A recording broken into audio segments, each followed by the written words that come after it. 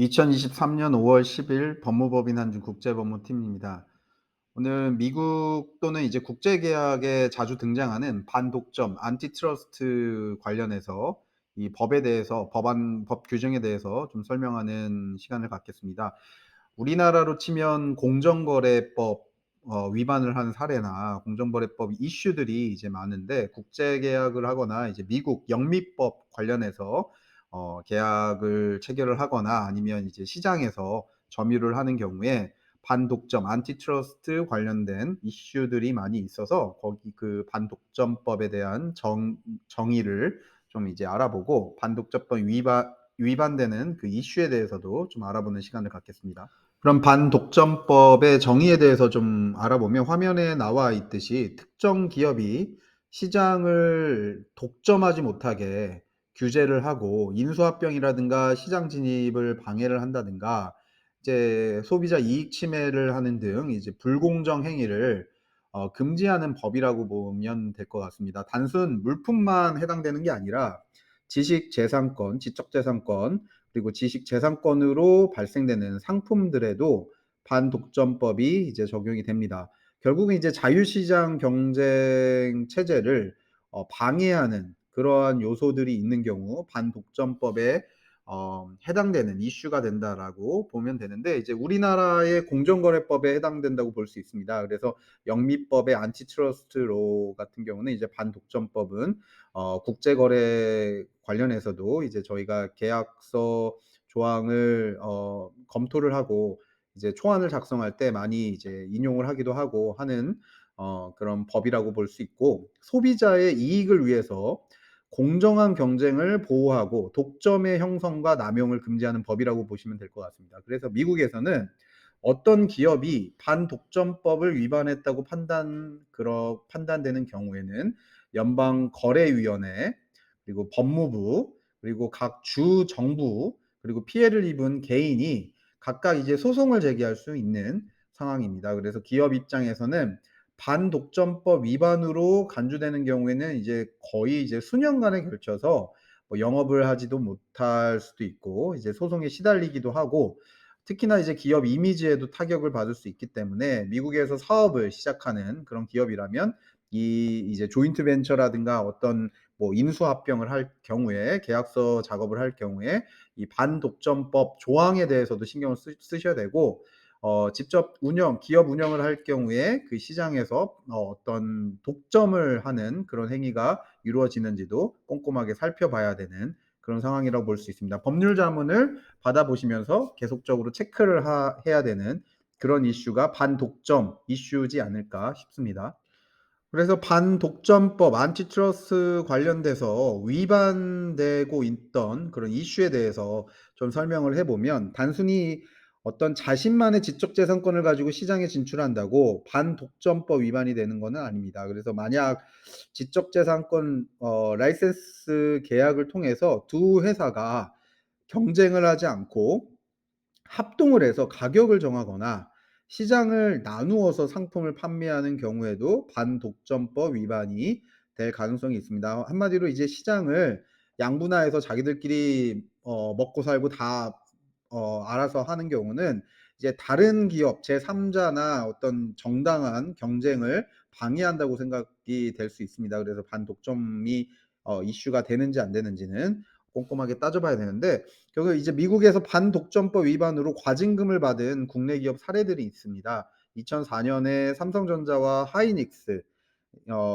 관련해서 이제 반도체 카르텔을 형성했다는 이유로 거의 이제 4억 8,500만 달러 과징금을 부과받은 적이 있고, 2007년에는 대한항공이 미국 법무부로부터 독점 금지법 위반으로 3억 달러 해당되는 금액을 과징금으로 부과받았던 적이 있습니다. 그래서 참고하시면 좋을 것 같고요. 위반되는 이슈에 대해서 또 다음 장에서 알아보도록 하겠습니다. 일단 같은 시장에서 다른 기술로 경쟁할 수 있었던 그런 기업들이 뭐 가능성이 있는 그런 어떤 경쟁자들이겠죠. 하나의 기술 라이센스를 통해서 시장을 나누어 가질 경우에도 문제가 될 수 있다. 이런 경우가 있고요. 또 상품의 가격을 낮춰서 시장에 진출하는 것만으로도 반독점법 위반이 되지는 않는데, 단기적으로 손해를 보더라도 고객을 끌어모으기 위해서 가격을 인위적으로 낮춰서 타 회사들이 경쟁하지 못하고 시장에서 퇴출을 시켜 버리는 경우 반독점법 위반에 해당되겠죠.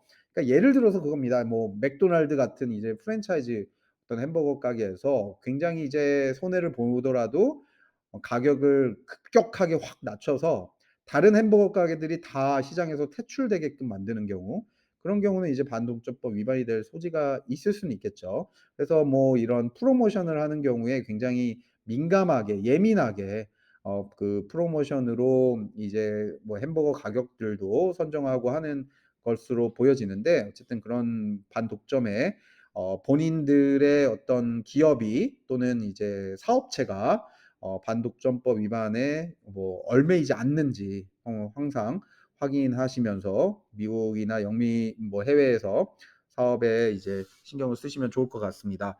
그리고 이제 어느 기업이 반독점법 위반 혐의를 일단 받게 되면 한 국가에서 조사를 받는 것에 그치지가 않습니다. 뭐 미국에서 조사를 받는 경우, 예를 들어서 반독점 위반으로 과징금을 만약에 미국에서 받았으면 이러한 이제 해외 진출, 미국에 이미 진출했던 그런 기업은 뭐 유럽이나 아시아 국가에서도 뭐 진출되었을 그런 가능성이 있기 때문에 조사를 또 그 나라에서 하는 경우들이 많습니다. 이제 반독점에 해당되는 기업들은 다른 나라에서도 주시한다라는 것을 꼭 참고하시면 좋을 것 같습니다. 그래서 뭐 미국에서 과징금을 받고 유럽에서도 똑같이 과징금을 받는 경우, 그런 경우들이 이제 종종 있고, 예를 들어서 뭐 구글 같은 경우가 유럽, 러시아에 이어서 미국에서도 똑같은 사례로 위반 조사를 받은 사례, 반독점법 위반 조사를 받은 사례가 뭐 있는데 뭐 그런 경우겠죠. 그래서 따라서 해외에서 사업을 하는 경우는 아까 말씀드린 대로 반독점법의